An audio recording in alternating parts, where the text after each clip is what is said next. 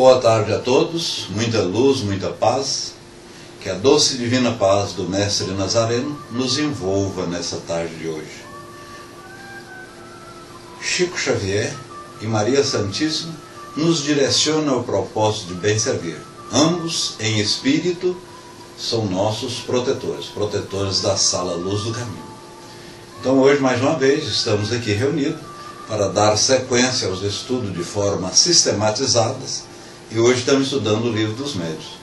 Só relembrando que estudamos as 5 obras básicas, acrescida das obras póstumas e o que é o Espiritismo, segundo o livro de Kardec. Né? Muito embora o que é o Espiritismo e obras básicas não compõem o dito Pentateuco, o dito obras básicas, são as 5. Então nós voltaremos a estudar o Livro dos Médiuns daqui a 7 estudos. Estudamos às quartas e sextas-feiras, 15 horas e 30 minutos. Muita luz, muita paz. E hoje eu vou iniciar pegando esse livro do Carlos César Pastorino, Minutos de Sabedoria, e abrir aleatoriamente. Caiu na página 119. A página 119 diz textualmente o que se segue. Não perca sua calma. Não se deixe dominar pela cólera. Que jamais o sol se deite sobre sua raiva. Contenha-se o mais que puder. Um simples raio de cólera pode destruir longos e pacientes sementeiras de amor e carinho. Procure dominar-se. Quem sabe se a pessoa que a ofendeu não está doente? Não perca sua calma. Seu fígado é demais precioso para que você o estrague. Está aí, né, meus irmãos? Então a gente precisa sempre ter calma, ter paciência, estar voltado às boas ações. E o perdão está na gente. E quando nós perdoamos, quando nós não temos raiva, quando de uma certa forma a gente releva aquilo que a outra pessoa está nos desferindo, que nós temos como raiva, quem perde somos nós mesmos. Porquanto na própria mensagem viu que se você ficar calmo, se você ficar tranquilo, sereno, o seu próprio organismo agradece. Aqui ele disse o fígado. E disse também que muitas vezes você tomou ao pé da letra aquilo que a pessoa falou, fez ou agiu. Na verdade, a pessoa pode estar doente, ela pode estar passando por algum transtorno de ordem espiritual, de ordem orgânica também. Então nós não sabemos. O importante é que devemos sempre perdoar, devemos sempre relevar. E hoje, meus irmãos, vamos estudar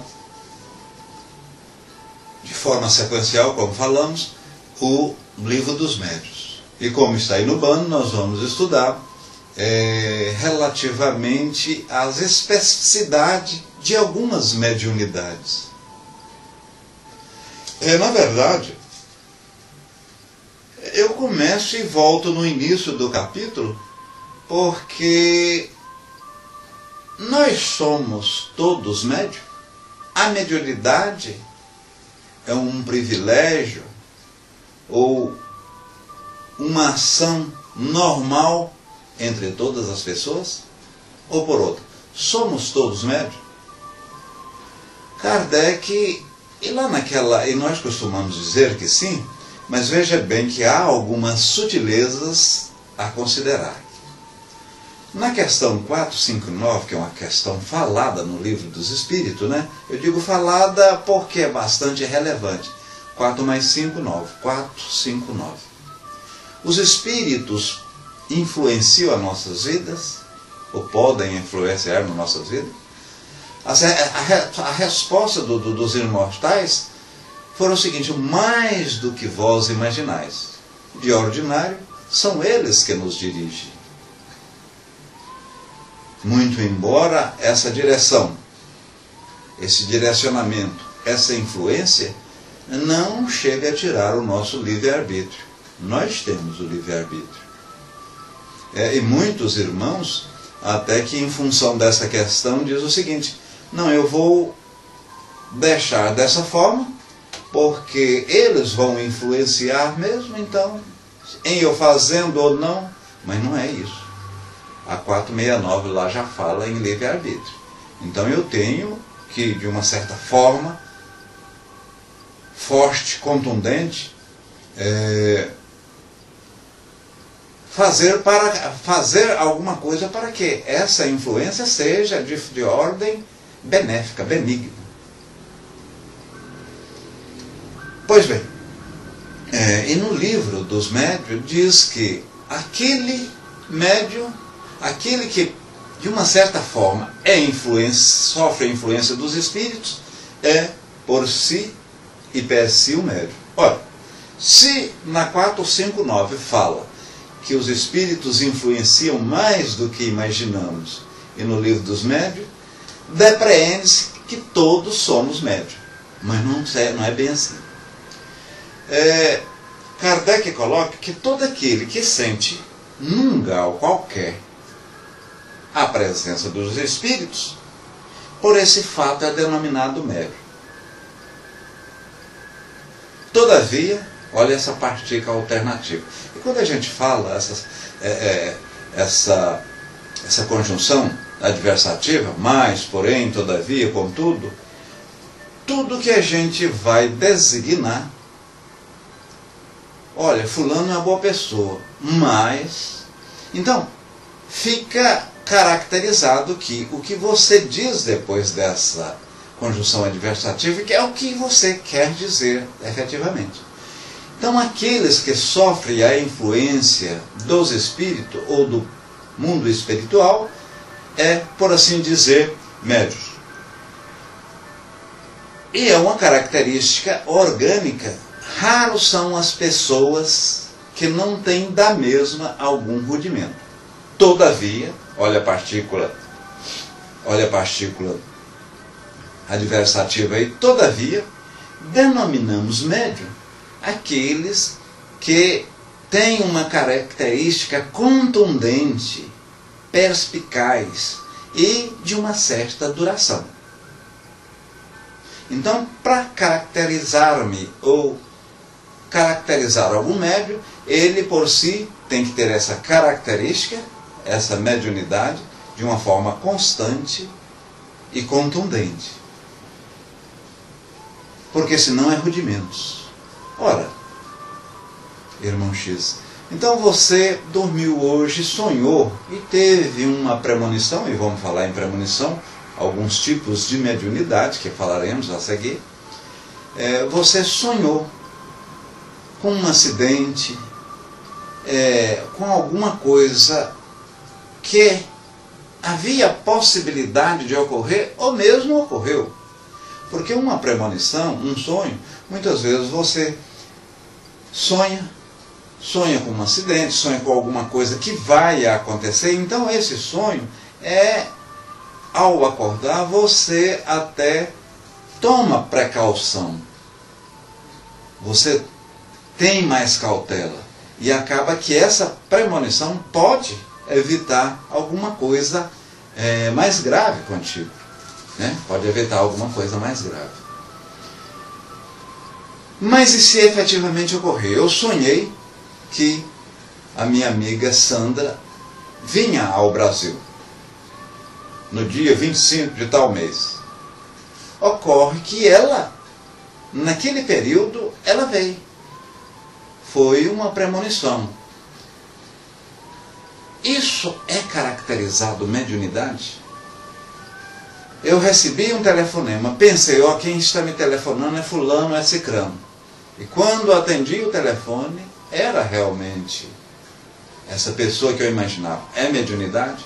Não, não é. São rudimentos de mediunidade. Mediunidade, como ficou caracterizado aqui no livro dos médiuns, é uma ação constante, pertinaz, sequente, constante, né? E com uma certa durabilidade. Vamos falar relativamente a médios sonambúlicos.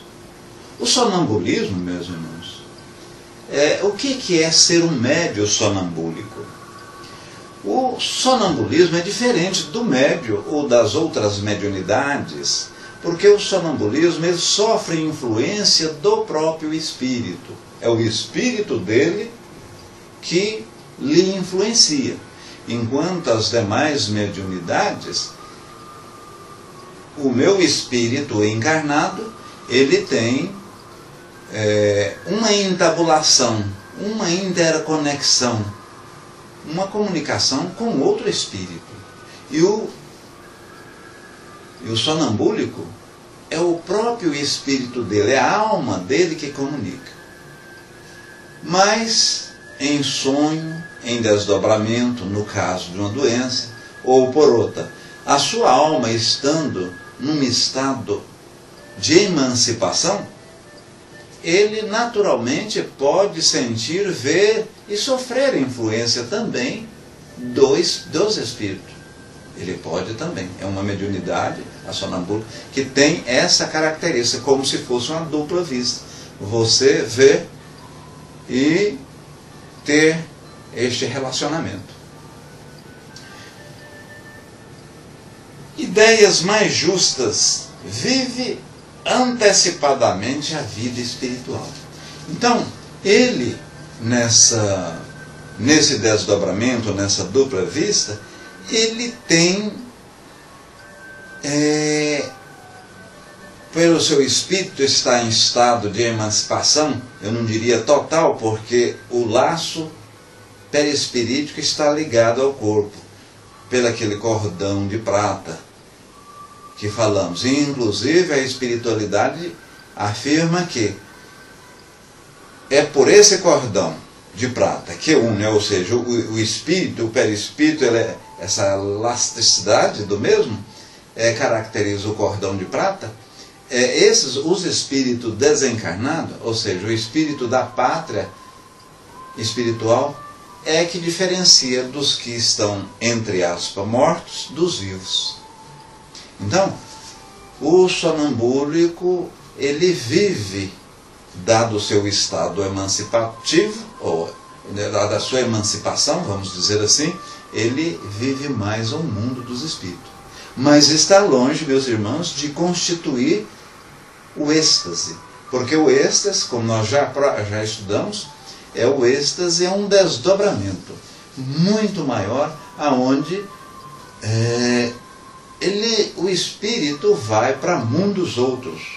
E pode ir para algum mundo mais evoluído do que a Terra e achar muito bom, achar aprazível, prazeroso lá estar e não querer voltar. Por isso que deve ser assim, muito monitorada esse desdobramento, esse tipo de mediunidade.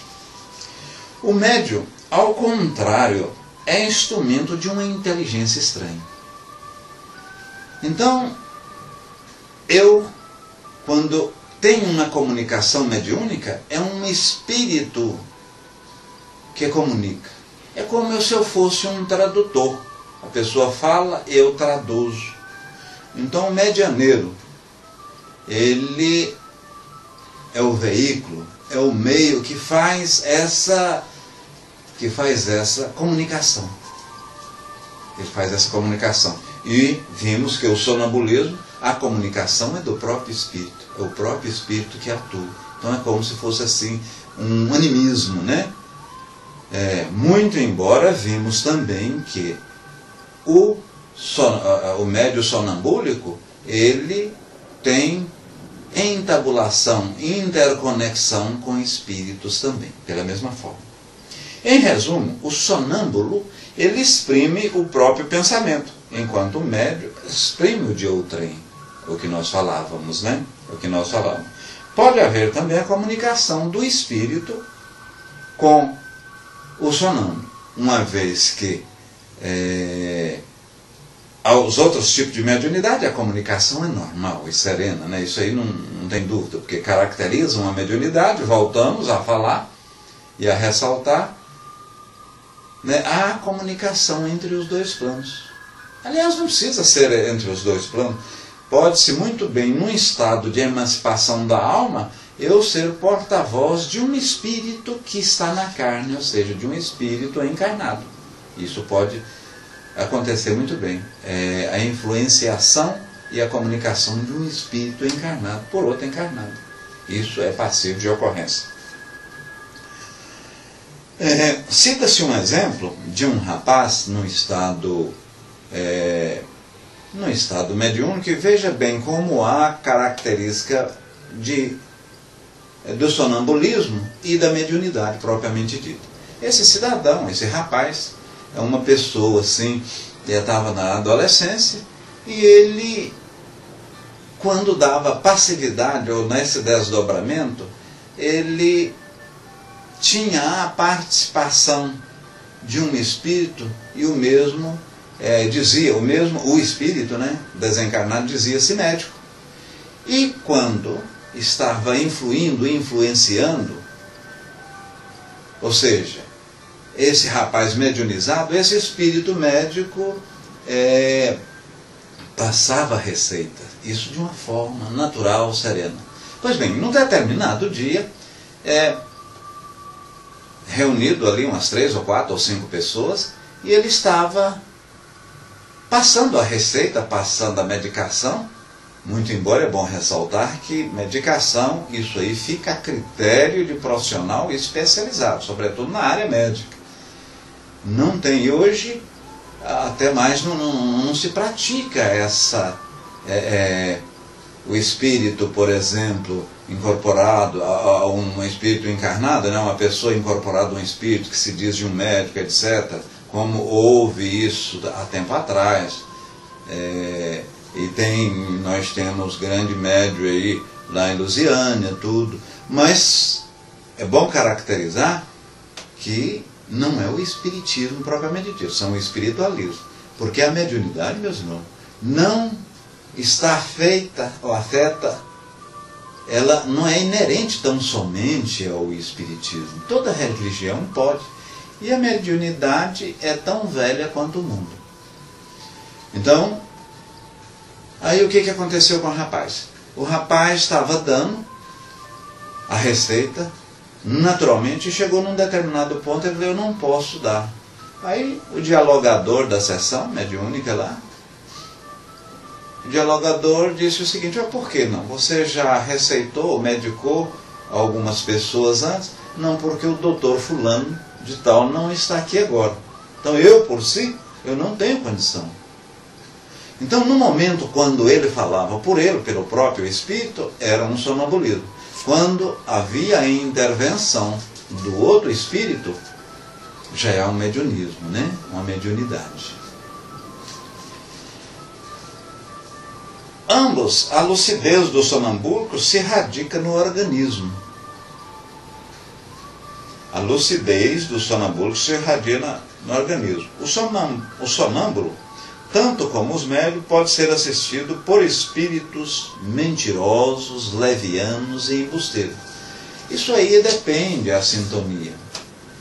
Se você está ou estiver numa sintonia ruim, numa sintonia que lhe direciona ao vício e afasta-o da virtude, você está propenso a sintonizar, está num padrão, num diapasão ao espírito daquela mesma sintonia. Ou seja, se você está em prece, se você está com pensamentos bons, se você, como na mensagem anterior, perdoou, não relevou nada, então, naturalmente, vai vir a concurso de você e te intuir bons espíritos. Mas, por outro lado, se você está fazendo alguma coisa, pensando alguma coisa distante da virtude, mais próxima do vício, você vai ter espírito também que vai colaborar com aquela intenção. Mas para aí, irmão X, aí você está falando que existe um mal feito. Pode-se alguém fazer alguma coisa para outrem? Sim. Por quê? eu posso naturalmente, através do pensamento, e o pensamento é uma força muito grande, um filósofo é um cientista, que aqui eu não recordo, da vida moderna, né? Da vida odierna, diz que o nosso pensamento, ele tem uma força tão poderosa quanto a força laser, e nós não conhecemos. Somos sabedores que, quando oramos do fundo do coração, quando pensamos de forma altruística, de forma boa, de forma bastante caridosa, aquele pensamento influencia, aquele pensamento perpassa, aquele pensamento, de uma certa forma, agrega outros espíritos que estão no mesmo padrão vibratório, porque nós somos um rádio. Cada rádio pode ter 2 rádios aqui. Se você faz a sintonia, você pode pegar uma FM 101.4. Na outra, o mesmo rádio, no mesmo local, pega-se uma FM 96, alguma coisa nesse sentido. Médios curadores. E o que é médios curadores? Aquele que tem a capacidade, per si e por si, quando da imposição das mãos, quando de um pensamento, quando da oração, praticar a cura. Né? O caso de Jesus, e quantas pessoas são curadas por esse tipo de médios. Mas pode naturalmente processar-se a cura, como vimos anteriormente, através de uma oração, através de uma prece, através de um pedido do coração. Não simplesmente bilabial, de forma bilabial. É você pedir de forma pura. Aquela pessoa que foi objeto daquele pedido, daquela intenção, se ele merecer, e Deus assim, a divina providência querer, ele naturalmente será curado. Ele será curado. Então, a cura pode vir. E dentro da nossa doutrina, fala-se em cura, são 3 tipos de cura que existem. Fora isso, não está na codificação. De que forma? Através da água fluidificada, através da oração e do magnetismo, do passe magnético. O passe magnético, o magnetismo, são fluidos que advêm do próprio médium e normalmente é de forma mista, né? Dos espíritos e do próprio médium. Há associação. E você, na condição de recebedor do passe, tem que estar com a janela, com a porta aberta. Porque senão, se você estiver fechado, estiver rancoroso, não perdoar, não relevar, e volto naquela mensagem anterior, veja bem como as coisas se encaixam. Simplesmente não se processa. Simplesmente não se processa. A cura, aquilo que você está querendo, está necessitando. Então, o médium curador, o magnetismo pode curar o magnetismo. A pessoa não é médium, é um magnetista. Então, somente o fluido dele. E a pessoa não precisa nem ser espírita. Não precisa ter fé. Não precisa... Veja bem. Eu posso ser médium, não tendo fé e não sendo naturalmente um espírito, ou sendo de qualquer religião, mas a prática da mediunidade, o seu exercício, aí sim, a pessoa tem que moralmente ser de um padrão mais elevado. Porque senão, se eu sou uma pessoa voltada mais aos vícios, os meus magnetos são mais distanciados da virtude. Então, o que de bom eu tenho que passar para aquele passista? O passista tem que passar para o paciente. Então, não vai passar um magneto bom, um magnetismo bom. Magnetismo cura. E, na verdade, meus irmãos, o magnetismo nada mais é do que a emanação vital do fluido vital do médium para o paciente, associado naturalmente com o fluido vital espiritual. Então, os espíritos, sobretudo aqueles espíritos mais evoluídos, aqueles espíritos melhores, eles potencializam esse fluido. Ele potencializa esse fluido. Então, tanto o magnetismo como o médium curador tem poderes de cura, como vimos, né? Tem poder de cura. A força magnética reside no homem, mas é potencializada pelo espírito, como falamos. Então o espírito ou os espíritos potencializam. E lá na câmara de paz, normalmente 5, 6, 8 ou mais médiuns passistas, com pensamentos voltados ao Criador, com pensamentos virtuosos, há uma convergência muito grande de fluido vital para a câmara de paz. Então, muitas vezes, só de você entrar lá, você já sente alguma cura. E com relação à cura, nesse momento aqui que nós estamos falando, nós estamos pensando, tem várias pessoas em vários lugares também pensando coisas extraordinárias, boas e de forma caridosa, a gente está tomando um passo, estamos recebendo fluidos. Ocorre muitas vezes você chegar ao centro e nem entrar na cama de paz, ou seja, não tomar paz, mas você sair muito melhor do que entrou, né? Você sai muito melhor do que quando chegou no centro. Médios pneumatógrafo. Pneumatógrafo. Palavra esquisita, né? De pneu, mas é isso mesmo, é ar. O médio pneumatógrafo, ele não precisa, por exemplo, usar a mão para escrever, usar a palavra para, de uma certa forma, ser o mediador de um espírito desencarnado, porque você pode muitas vezes, é uma mediunidade rara, você pode muitas vezes dobrar um papel, colocar numa graveta, trancá-la e posteriormente o papel sair rabiscado, ou o papel ter alguma mensagem. Por outra, você colocar um papel debaixo de uma ardosa, debaixo de uma imagem, debaixo de um peso, e os espíritos, através dessa mediunidade, pneumatografia, fazer essa comunicação sem a participação efetiva do médium. E eu costumo dizer, já falei isso em salas anteriores de estudo, que a primeira edição do Livro dos Espíritos foi praticamente uma pneumatografia. Aquelas duas adolescentes, a Judite e Jafé, chegavam, adolescentes de 13, de 11 a 15 anos, elas chegavam lá, colocavam a mão na cestinha, muitas vezes, mesmo não colocando a mão na cestinha, a cesta começava a escrever. Isso foi muito importante porque tinha vários estudiosos, cientistas, pessoa do iluminismo, pessoa do positivismo, uma vez que a inteligência no século XIX, sobretudo na França, estava em efervescência.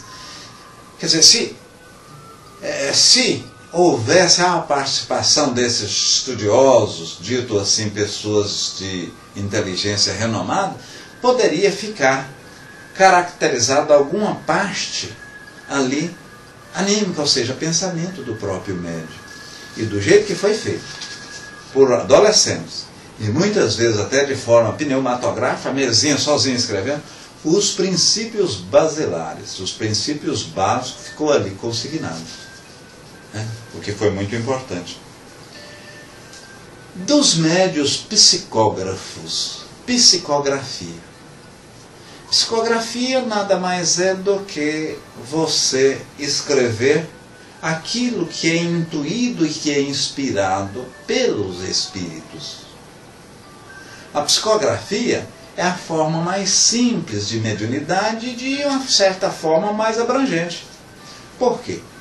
Porque o espírito, através da inspiração e da intuição, te sensibiliza, entra em harmonia com o seu perispírito e você, na condição de médium, externaliza ou verbaliza ou escreve o que o espírito está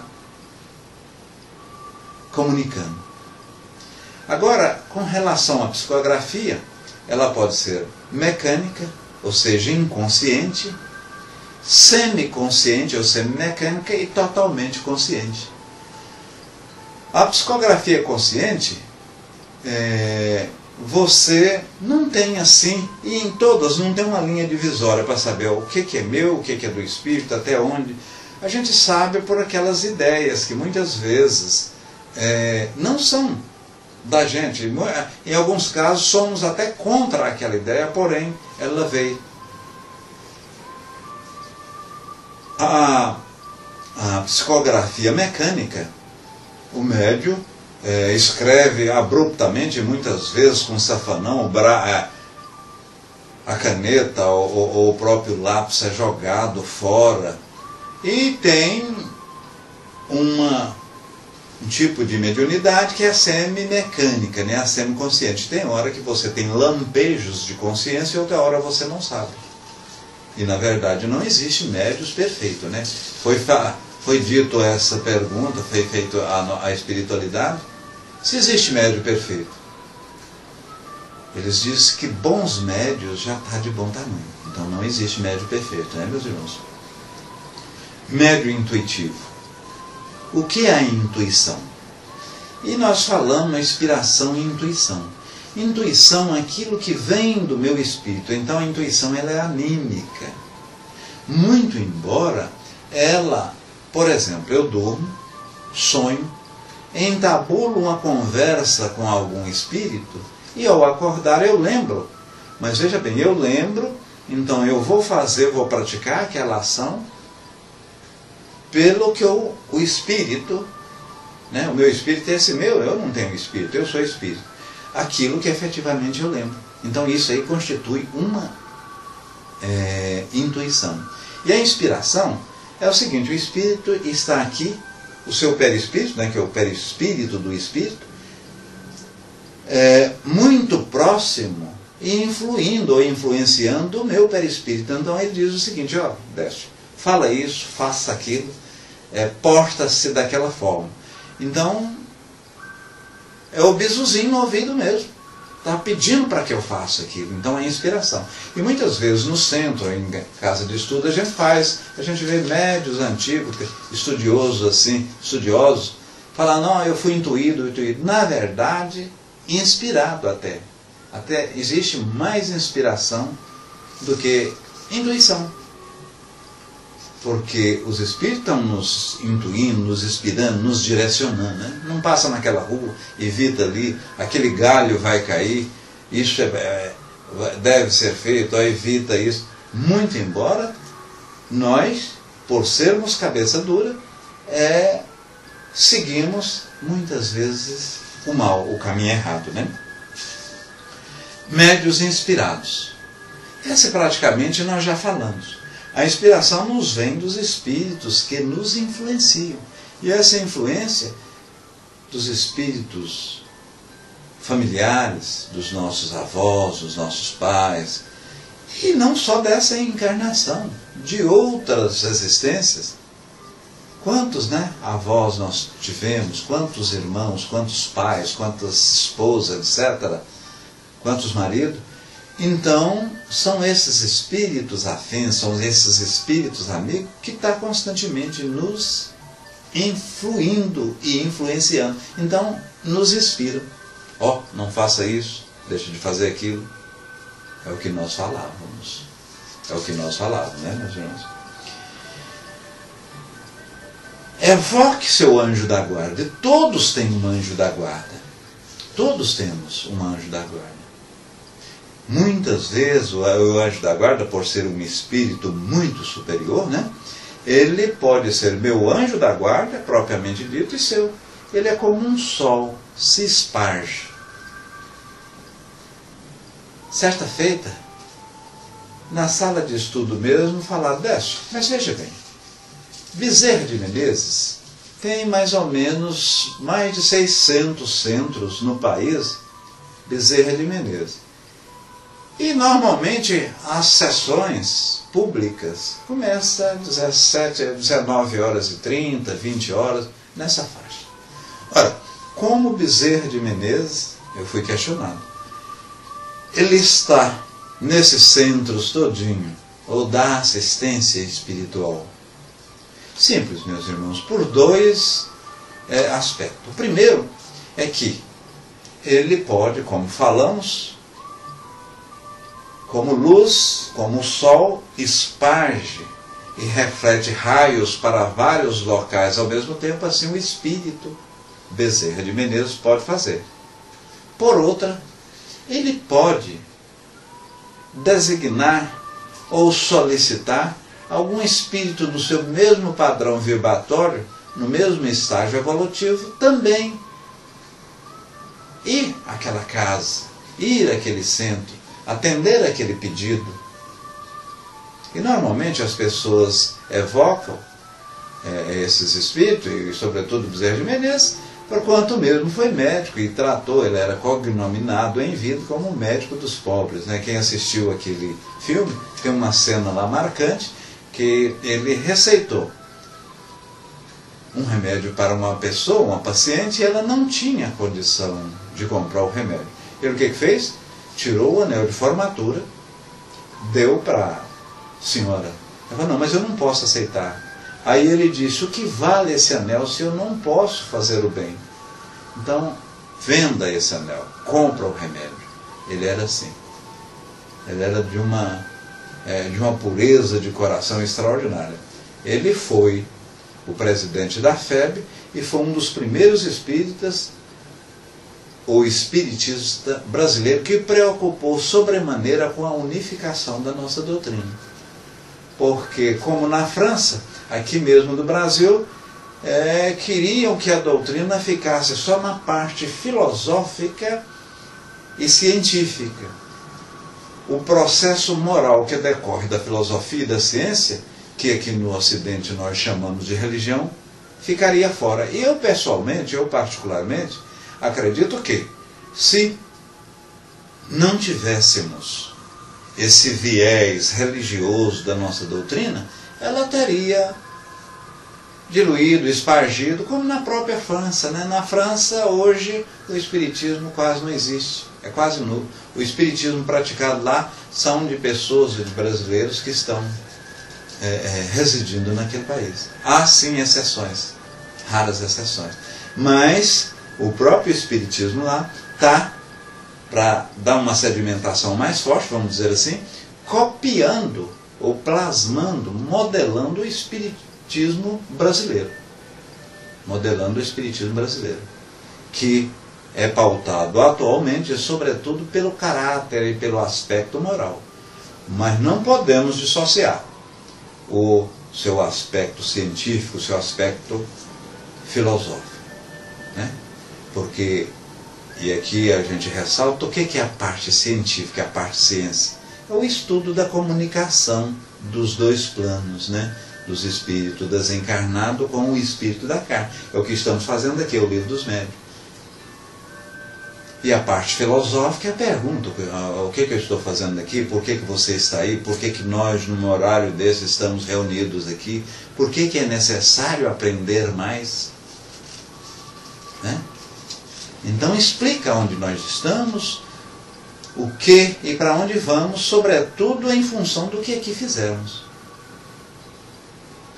Chico Xavier disse, certa feita e com propriedade, que nós não podemos mudar o passado. Ele deve ser, de uma certa forma, observado como história. Mas, se atuarmos bem no presente, nós com certeza modificaremos no futuro. Então, se você tem 20 anos, 30, 40, 60, 70, 80 anos, digamos que está próximo ao desencarno, é bom você recomeçar, sempre é tempo de recomeçar. Por quê? Aquele tempo que você ganhou antes de reencarnar, antes de desencarnar, você vai ganhar, consequentemente, aquela lição na próxima existência, você não precisa fazê-la. Porque nós somos alunos que, ao desencarnarmos, chegamos lá, temos e deparamos com a oportunidade extraordinária que tivemos e não soubemos aproveitar. É aquele aluno que chega em casa, vê-se o seu tempo perdido. Então aqui, médiuns curadores nós falamos. Então, Em resumo, o sonâmbulo, ele exprime o pensamento próprio. Os demais médios exprimem o pensamento do espírito. A mediunidade, de uma certa forma, meus irmãos, ela, a gente aqui recordando, ela é a comunicação desses dois mundos. Mas pode, como dissemos, ser também a comunicação de um espírito encarnado. Ele estando em sono, ele estando no estágio de doença, o anestesiado, ao desdobramento, à emancipação da alma. Ah, Décio, por isso que ocorre. Quando eu estou assim doente, quando eu estou ruim, eu costumo ouvir coisas, É verossímil, é verdadeiro isso. Por quê? Porque quando você está fragilizado à saúde, ou muitas vezes, você dá uma liberdade maior ao seu espírito. E quando dá essa liberdade, há, por consequência, o desdobramento, né? E há a entabulação com o mundo espiritual, com a pátria espiritual. Meus irmãos, muita paz, muita luz, que a divina providência, Jesus, Deus, nos intua sempre no propósito de bem servir. E para finalizar, nós agradecemos a espiritualidade dos dois planos aqui presentes. A espiritualidade que estão na sala e a própria espiritualidade que nos assiste. Vá em cada casa, em cada lar dos amigos aqui constantes, como que coloca o vosso manto, Jesus, nessas casas, dê uma redoma protetora, e que cada anjo, que cada espírito protetor de cada um aqui, lhe oriente, lhe faça com que você pratique mais a caridade. Como a mensagem inicial pedia para que nós perdoássemos, pedia para que não ficássemos com raiva, nós também pedimos, sobretudo ao meu, ao seu, ao nosso anjo protetor, que nos dê equilíbrio, que nos dê paz, que nos dê discernimento. E quando muitas vezes nós achamos que aquilo não é justo e está ocorrendo só conosco, que nós somos os sofredores, meu anjo da guarda, meu Jesus, meu Espírito maior, faça com que eu compreenda, porque tudo tem o momento certo. Muita luz, muita paz. Um beijo no centro dos vossos corações. Eu vos amo, tá? Tudo de bom mesmo. Muito obrigado a todos.